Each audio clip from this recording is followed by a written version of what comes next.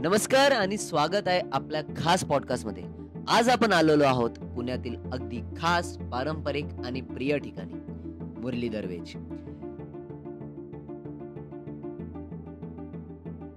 हे मुरलीधर भोजनालय माझे सासू आणि सासरे बघत होते आधी। बरेच लोक अशी मुलं 12वी पासून आल्यापासून पूर्ण शिक्षण होस्तर, लग्न होस्तर जेवायला येतात आणि लग्न झाल्यानंतर पण बायकोला घेऊन येतात जेवायला की आम्ही इथं जेवत होतो। की लोकांना एक चांगला सकस, स्वच्छ आणि सात्विक आहार द्यायचा जो इंटेन्शन आहे ते आमचं 60-63 वर्षापासून आहे तसंच आहे मी म्हणेन। आणि इकडचं जेवण म्हणजे एकदम अप्रतिम क्वालिटीचं आहे। नमस्कार आणि स्वागत आहे आपल्या खास पॉडकास्टमध्ये। आज आपण आलेलो आहोत पुण्यातील अगदी खास, पारंपरिक आणि प्रिय ठिकाणी, मुरलीधर व्हेज। ही जागा केवळ एक हॉटेल नाही तर पिढ्यानपिढ्यांची वारसा आहेत। आज आपण गप्पा मारणार आहोत या हॉटेलच्या 3ऱ्या पिढ्यांचे वारसदारांशी, जे हा व्यवसाय पुढे नेत आहेत। चला तर मग जाणून घेऊयात त्यांच्या या प्रवासाबद्दल। हे मुरलीधर भोजनालय माझे सासू आणि सासरे बघत होते आधी, त्यांच्याही कृपेमुळे हे सगळं चालू आहे। आणि आधी ते बघत होते, त्याच्यानंतर आम्ही दोघं, माझे पती आणि मी, आम्ही दोघं बघत होतो। मुरलीधर मंदिरची खाली जे मुरलीधर मंदिर आहे त्याची सेवा करायचो आणि ही पण सेवा, एक अन्नसेवा चालू होती मुरलीधर भोजनालयाची। त्याच्यानंतर माझ्याकडे बरेच 11वी 12वी झाल्यानंतर मुलं यायची। पहिल्यांदा घर सोडून आल्यामुळे त्यांना खूप हे व्हायचं आणि पण इथे आल्यानंतर ते एवढे खुश व्हायचे की आम्हाला आंटी घरच्यासारखं जेवण मिळतंय आणि तुम्हाला बघून आम्हाला असं वाटतंय की आम्ही घरीच जेवतोय। बरेच लोक अशी मुलं 12वी पासून आल्यापासून पूर्ण शिक्षण होस्तर, लग्न होस्तर जेवायला येतात आणि लग्न झाल्यानंतर पण बायकोला घेऊन येतात जेवायला की आम्ही इथं जेवत। सर, श्री मुरलीधर व्हेजची सुरुवात नेमकी कशी आणि कधी झाली? तुमच्या आजोबांना किंवा कुटुंबांना हा व्यवसाय कसा सुरू केला? शेजारीच श्री मुरलीधराचं मंदिर आहे आपल्या या वास्तूमध्येच, ऐतिहासिक मंदिर आहे। तर त्या मंदिराचे पुजारी होते माझे आजोबा शंकर महाराज तिवारी। तर ते मंदिराची पूर्ण देखभाल माझे आजोबा आणि माझी आजी कमलाबाई तिवारी हे दोघं जण करायचे। तर ते करता करता इथे जवळच एक हॉस्टेल होतं तेव्हा, माहेश्वरी हॉस्टेल। तर त्याची मेस माझे आजी आजोबा दोघं जण बघायचे बरेच वर्ष। म्हणजे मी हे जे तुम्हाला सांगतोय हे साधारण 1950-1952ची गोष्ट आहे। तर त्याच्यानंतर काही छोट्या प्रमाणात देवळाच्या बाजूलाच जागा भाड्याने घेऊन माझ्या आजोबांनी चालू केलं होतं। तेव्हा काही मोजके विद्यार्थी यायचे आणि त्यांना जेवढं जमत होतं तेवढं ते करायचे। 1961मध्ये पानशेत पूर आला, म्हणजे पुण्याची एक ऐतिहासिक घटना आहे ती। तर तेव्हा पाणी ओसरल्यावर आसपास सगळं पूर्ण गाळ आणि चिखल होता। तर आसपासची बरेच लोक देवळात येऊन राहिली होती जवळजवळ महिनाभर। तर त्या महिन्याभरात पण माझी आजी आणि आजोबा अगदी त्यांना घरच्यासारखं दोन्ही वेळ जेवण करून वगैरे जेवून घालायचे। तर त्यांना आजोबांच्या हातची चव वगैरे खूप आवडायची। तर मग ते खूप म्हणाले की तुम्ही आता एवढं छान करता, एवढ्या वर्ष करता, तर तुम्ही एक त्याला व्यावसायिक स्वरूप आणा आणि नाही का थोडं मोठ्या लेवलला करा। तर तेव्हा साधारण 1961-62 साली श्री मुरलीधर भोजनालय हे पाटी लावली। कारण काय, मुरलीधराचेच म्हणजे माझे आजोबा मुरलीधरांचे भक्त होते आणि त्यांची सेवा करायची म्हणून श्री मुरलीधर भोजनालय या नावाने खानावळ एक प्रकारचं चालू केलं। तेव्हापासून बरेच विद्यार्थी आहे इथे आसपासचे जे, आणि शिवाय लक्ष्मी रोडवर जे काम करणारे नोकरदार होते, अपवन चौकातले नोकरदार होते, गरवारे कॉलेज, लॉ कॉलेज इथले जे विद्यार्थी होते तेव्हा ते इथे जेवायला यायचे। आणि असं करत करत जसं श्री मुरलीधर भोजनालय यायला एक स्वरूप आलं। त्या काळात पुण्यात आणि विशेषतः नारायणपेठेत अशा प्रकारच्या हॉटेलची स्थिती कशी होती आणि त्यावेळी लोकांचा प्रतिसाद कसा होता? त्या काळी तर हॉटेल्स असं काही नव्हतंच, म्हणजे पुण्यात कॅटेगरीज नव्हती आजच्या भाषेत म्हटलं तर। अगदीच काही मोजके वडापावचे दुकानं वगैरे छोटी मोठी असायची। तर जेव्हा माझ्या आजोबांनी हे चालू केलं तर एक ह्या एरियामध्ये, म्हणजे नारायण सदाशिवपेठमध्ये एकमेव भोजनालय होतं। त्याच्याबरोबर अजून 2-3 पुण्यात होते, लक्ष्मी रोडवर किंवा टिळक रोडवर। तर असं मोजके 2-3च होते बेसिकली, पण भोजनालय हे आपलं एकच होतं त्या स्वरूपात तेव्हापासून। तुमच्या कुटुंबाच्या व्यवसायाशी किती जवळचा संबंध आहे? लहानपणापासून यामध्येच रस होता की हळूहळू वारस पुढे न्यायचा म्हणून निर्माण झाला? नाही, मुरलीधरच हे आमचं कुटुंब आहे. म्हणजे मुरलीधर आमचा स्टाफ, कस्टमर्सला आम्ही एक्सटेंडेड फॅमिली म्हणतो. तर त्या प्रकारे आम्ही आत्ता वाढलो आहे. मी स्वतः वाढलोच मुरलीधरमध्ये, मी आणि माझा भाऊ. तर आम्ही अगदी लहानपणी असताना आम्ही देवळातच खेळायचो आणि भोजनालयमध्येच आमचं बालपण गेलं आहे. तर तेव्हा शाळेतून जेव्हा आलो संध्याकाळी, तर कधी कधी माझ्या आईवडिलांना कधी बाहेर जायचं असायचं कामानिमित्त वगैरे, तर ते मला बसवायचे, मला आणि माझ्या भावाला बसवायचे काउंटरवर. तेव्हा तो असा गल्ला असायचा, म्हणजे एक पांढऱ्या रंगाची गादी असायची, मागे उशी असायची. तर ती पेढी जुन्या ज्या जशा पेढ्या होत्या तसे त्यांचे काउंटर नव्हते, ते असे गल्ले होते, मांडी घालून बसायचे. तर तेव्हा माझ्या वडिलांनी मला एकदा बसून, साधारण 1992-93ची गोष्ट आहे, तेव्हा आमच्याकडे थाळी 12 रुपये होती. तर माझ्या वडिलांनी बसून मला 12चा पाढा पाठ करायला लावला होता. आणि मग मला म्हणाले की ठीक आहे, 2 थाळी असेल तर किती रुपये घेशील? मग मी म्हणायचो 24. 5 असेल तर किती घेशील? मी म्हणायचो 60. आणि अशी सुरुवात माझी झाली. त्याचबरोबर मी कामगार जेव्हा मार्केट यार्डला जायचे पर्चेसिंगला वगैरे, वडील जायचे, काका जायचे, तेव्हा मी आणि माझा भाऊ आम्ही बरेच वेळा जायचो. तर आमचं लर्निंग प्रोसेस जे आहे ते शाळाबरोबरच व्यवसायाचं पण चालू झालं. इतक्या वर्षात हॉटेलमध्ये कोणकोणते बदल झाले आणि कोणकोणत्या गोष्टी ती आजी तशाच्या तशाच आहेत? एक गोष्ट नक्कीच आमची बदलली नाही की लोकांना एक चांगला सकस, स्वच्छ आणि सात्विक आहार द्यायचा जो इंटेन्शन आहे ते आमचं 60-63 वर्षापासून आहे तसंच आहे मी म्हणेल. बाकी सर्व्हिस म्हणा किंवा थाळीचं स्वरूप आहे ते आम्ही कालांतराने जसं लोकांचे टेस्ट आहे, मागणी आहे त्याप्रमाणे चेंज केलं. जसं आधी आमचं जुनं मुरलीधर भोजनालय होतं देवळामध्ये, तेव्हा पदार्थ कमी होते, तेव्हा फक्त 2 भाज्या, चपाती, वरण भात एवढे 4-5च पदार्थ होते.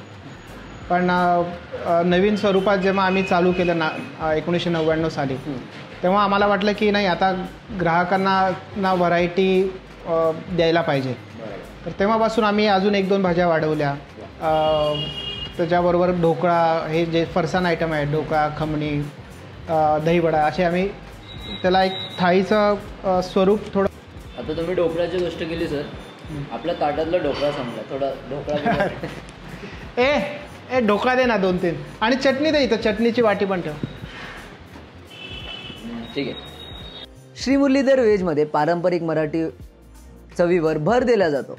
तुमचा मेनू कसा ठरला जातो आणि हॉटेलच्या खासियत असलेल्या पदार्थाविषयी थोडं सांगा. मी म्हणाल की आमची एकदम टिपिकल महाराष्ट्रीयन थाळी नाही आहे. आम्ही म्हणतो की आमची भारतीय थाळी आहे. आपण दिवसांप्रमाणे पण मेनू असतात आणि एक फ्यू कॉम्बिनेशन पण असतात. जसं शनिवारी सकाळी तुम्हाला आळूची भाजी, मसाले भात हा एकदम टिपिकल महाराष्ट्रीयन मेनू मिळेल.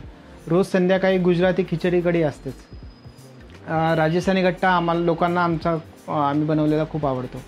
तर आणि रोज उसळी असतात महाराष्ट्रीयन पद्धतीच्या, मटकीची उसळ, मसूर, मूग, चवळी, हे अशा महाराष्ट्रीयन उसळ असतात. कटाची आमटी रोज असते सकाळी. तर बेसिकली आम्ही काय ज्या प्रदेशाचं जे लोकांना आवडतं त्याप्रमाणे बनवतो. आणि एक गमतीशीर गोष्ट अशी की एकाच वेळेस आमच्याकडे काही कस्टमर येतात, ज्यांना महाराष्ट्रीयन जेवण पाहिजे असतं. ते जेवण झाल्यावर म्हणतात किती छान आहे तुमची महाराष्ट्रीयन थाळी.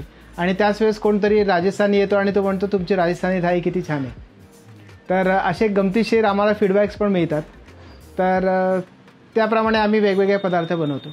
त्याचबरोबर सीजनलप्रमाणे पण आम्ही काही मेनू चेंज करतो आणि ज्यासाठी ग्राहक आमच्यासाठी वाट बघत असतात. जसं थंडी आली की आम्ही हळदीची भाजी देतो, अगदी साजूक तुपातली हळदीची भाजी असते. गुजराती उंदियो आम्ही थंडीच्या 2-4 महिन्यात देतो. ते अगदी लोक फोन करून कधी आहे ते जेवायला येतात. त्याचबरोबर आता जसा उन्हाळा चालू झाला तर आमची कैरीची भाजी खासियत आहे, कैरीची भाजी चालू झाली. तर ह्या प्रकारे आम्ही जसं सीझन आहे त्याप्रकारे जसं लोकांना आवडतं, फीडबॅक जसा त्यांचा मिळतो त्याप्रमाणे भाज्या वगैरे पूर्ण मेनू रोटेट करत असतो. शिवाय आपला दोन्ही वेळ फ्रेश मेनू होतो, म्हणजे सकाळची संध्याकाळी अजिबात होत नाही. सकाळचा जो मेनू असतो तो संध्याकाळचा पूर्णपणे वेगळा असतो. तर त्याप्रमाणे जेव्हा फ्रेश मेनू पूर्ण जेवण आम्ही फ्रेश बनवतो आणि कस्टमर पण ते खातात, तर त्यामुळे त्यांना त्रास होत नाही कधी कुठल्याच प्रकारचा. बरेच लोकांचा कंप्लेंट असते की सकाळी हॉटेलमध्ये जेवलो ना तर रात्री जेवायची भूकच नाही लागत. तर तेच मुरलीधरमध्ये असं आहे की सकाळी तुम्ही जेवला तर रात्री तुम्हाला परत जेवायची भूक लागेल. तुम्ही कोणत्या प्रकारचे मसाले आणि पदार्थ वापरतात? काही पारंपरिक गुपित आहेत का जी पिढ्यानपिढ्या चालत आली आहेत? आहे काय, हेच सगळे आम्ही मसाले वापरतो. अगदी बेसिक मसालेच वापरतो आपण. फक्त त्याचं जे काय कॉम्बिनेशन आहे ते आम्ही आमची फॅमिली आणि आमचे महाराज लोक, शेफ लोक ठरवून करतो. खूप वर्षापासून येणारे ग्राहक जे पारंपरिक चवीवर साक्षीदार आहेत, त्यांच्याकडून तुम्हाला काही खास प्रतिक्रिया मिळाली आहेत का? ते तर आता तुम्हीच जाऊन कस्टमर्सना भेटून विचारा. पण मी असं सांगेल की सगळ्यात जास्त आम्हाला प्रतिक्रिया अशी मिळते की कस्टमर्स म्हणतात की तुमच्याकडे जेवण झाल्यावर आम्हाला कुठल्या प्रकारचा त्रास होत नाही, कुठल्या प्रकारचा जड आळसपणा वगैरे असं जाणवत नाही. आणि ते जसं मी आत्ता सांगितलं की ते सगळं जेवण फ्रेश होतं, कमीत कमी मसाल्यांमध्ये बनवतो, कमीत कमी प्रोसेसिंग असतं, त्यामुळे ते तसा रिझल्ट कस्टमर्सना मिळतो. तुमच्याकडे रोज वेगवेगळ्या वयोगटातील लोक येतात. काही असे ग्राहक असतील जे पिढ्यानपिढ्या इथेच जेवायला येतात? बरेच विद्यार्थी आहेत आमच्याकडे येतात.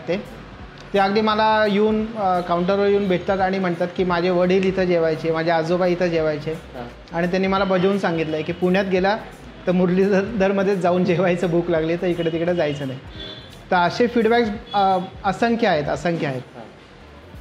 पण म्हणजे ग्राहकांचं पण किती प्रेम आमच्यावर बघा ना. म्हणजे मी एक सध्यामध्येच घडलेला एक अनुभव सांगतो की एकदा मध्ये आजोबा आले होते, 80-85 वर्षाचे होते, अगदी काठी टेकत आले, जेवायला बसले. त्यांचं अर्धं जेवण झालं आणि ते माझा माणूस खिचडी घेऊन गेला त्यांना. तर ते म्हणाले ते काउंटरवर बसलं, त्याला बोलव. मग अगदी असे चिडून बोलले. तर माझ्या माणसाने सांगितलं की असं बोलवत आहे. मी म्हटलं काय माहीत काय झालं, काय प्रॉब्लेम आला, सर्व्हिस त्यांना स्लो झाली का काय. म्हणून मी खिचडी गेलो आणि त्यांना सर्व केलं त्यांना खिचडी. तर ते मला असे एकदम कडक आवाज होता त्यांचा. तर ते कडक आवाजात मला असे म्हणाले की तुझ्या आजोबांच्या हातचं मी इथं जेवलेलो आहे, तुझ्या बापाच्या हातचं जेवले. म्हणजे ते जुने काळची कशी लोकं होती ना, एकदम त्या बापाच्या हातचं मी जेवलो आहे आणि आज मला तुझ्या हातचं जेवायचं होतं म्हणून मी तुला बोलवलं. तर मी ते ऐकून मी स्वतः एवढं भारावून गेलो ना की असे काही मुवमेंट्स असतात ना की ज्याच्यामुळे आपलं लाईफला एक पूर्णता येते. आणि मग त्यांना जेवण वगैरे झालं, मी अक्षरशः त्याच्यानंतर त्यांच्यासमोरच बसलो, गप्पा मारत बसलो. नंतर ते आणि मला म्हणाले पण सॉरी बरं का मी तुला काउंटरवरून उठून बोलवलं म्हणून. म्हणजे किती ती लोकं, म्हणजे आजकाल तशी लोकं भेटणार अवघड आहे. तुमच्या दृष्टीने ग्राहकांसाठी हॉटेलमध्ये काय सगळ्यात महत्त्वाचं आहे? चव, स्वच्छता किंवा सेवा? चव, स्वच्छता, सेवा आणि मी त्याच्यापुढं म्हणेल की सकस ते पण असलं पाहिजे. सकस म्हणजे एक असं जेवण की जे शरीराला पोषक आहे, तसं प्रोटीन. म्हणजे फास्ट फूड हे सकस नाही आहे ना, हे जेवण सकस आहे, म्हणजे ज्याच्यामुळे तुमचं शरीर चांगलं राहतं, तो मजबूत होतो. चव, स्वच्छता किंवा सेवा ह्याच्यावर मी एक उदाहरण देतो. मी तुला म्हटलं की आपण टी व्ही बघू, छान पिक्चर बघू, तर तुला 2 ऑप्शन देतो. एक तर फक्त त्याचा आवाज चालू राहील आणि पिक्चर बंद असेल, नाहीतर मग फक्त पिक्चर चालू असेल आणि आवाज बंद असेल. तर तुला काय वाटेल? तर ऑब्व्हियसली तुला दोन्ही पाहिजे ना. तर मला असं वाटतं की या व्यवसायात हे तिन्ही गोष्टी जरुरी आहे. म्हणजे तुमची सेवा पण चांगली पाहिजे, स्वच्छता पण चांगली असली पाहिजे आणि जेवणाची चव असली तर कस्टमर जे आहे ते परत येणारच नाही. इनफॅक्ट मी ह्याच्या पुढे जाऊन म्हणाल की आमच्याकडे रेग्युलर कस्टमर्स खूप जास्ती आहेत. म्हणजे असे कस्टमर जे गेले 8-8, 10-10 वर्ष रेग्युलरली जेवायला येतात, आठवड्यातून 2-3 वेळा येतात, 4-5 वेळा येतात इनफॅक्ट. तर अशा वेळेस आमची जबाबदारी खूप जास्ती वाढून जाते. मग जबाबदारी फक्त स्वच्छता आणि सर्व्हिसवर राहत नाही, तर ह्याच्यापुढं आम्हाला विचार करावा लागतो की यांना सकस अन्न पण द्यायला पाहिजे ना, कारण ती एक रिस्पॉन्सिबिलिटी आमची येऊन जाते. तर त्यासाठी आम्ही त्याचा काटेकोरपणे आधीपासूनच प्रयत्न करतो. आज कुठल्याच रेस्टॉरंटमध्ये तुम्ही ऐकलं नसेल की आमच्या इथे गहू आम्ही स्वतः आणतो, आम्ही रेडीमेड आटा नाही आणत, स्वतः गहू आणतो. तो इथं इनहाऊस दळला जातो आणि तो दळल्यावर 48 तासात त्याचं पीठ वापरला जातो, म्हणजे ते पण ठेवण्यात येत नाही. तर ह्या छोट्या छोट्या गोष्टी असतात ज्या महत्त्वाच्या असतात आणि त्याप्रमाणे आम्ही सकस अन्न द्यायचा प्रयत्न करतो. सोशल मीडियामुळे तुमच्या व्यवसायातला काही परिणाम झाला आहे का? लोक ऑनलाईन रिव्ह्यूज आणि इंस्टाग्राम फोटो पोस्ट करतात, त्याचा प्रभाव जाणवतो का? हो, नक्कीच. जसा काळ बदलतोय तसं आपण पण अपग्रेड स्वतःला केलंच पाहिजे. आपण असं नाही सांगू शकत की ते सोशल मीडिया आहे ते आपल्यासाठी नाही आहे. कारण काय आज आपण बघतो की प्रत्येक मनुष्य कुठल्याही वयोगटात असेल तर त्याचा बरेच तास मोबाईलमध्ये जातातच. तर अशा वेळेस आहे आमचा प्रेझेन्स, जसं जसं आम्ही कळायला लागलं आहे आम्ही पण ते शिकत गेलो आहे आणि त्याचा प्रेझेन्स वाढवत गेलो आहे आणि त्याचा नक्कीच फायदा झाला आहे. हो, त्याचा नक्कीच फायदा होतो. जसं आत्ता मध्यंतरीच पुणे फूडी चा ब्लॉगर आहे पार्थ, तो स्वतः येऊन गेला. त्यांनी व्हिडिओज वगैरे घेऊन त्यांनी अपलोड केला आणि ऑब्व्हियसली त्याच्यामुळे ना आम्हाला नवीन कस्टमर बेस मिळाला. त्याच्यामुळे सध्या आयुष कडू पण येतच असतं.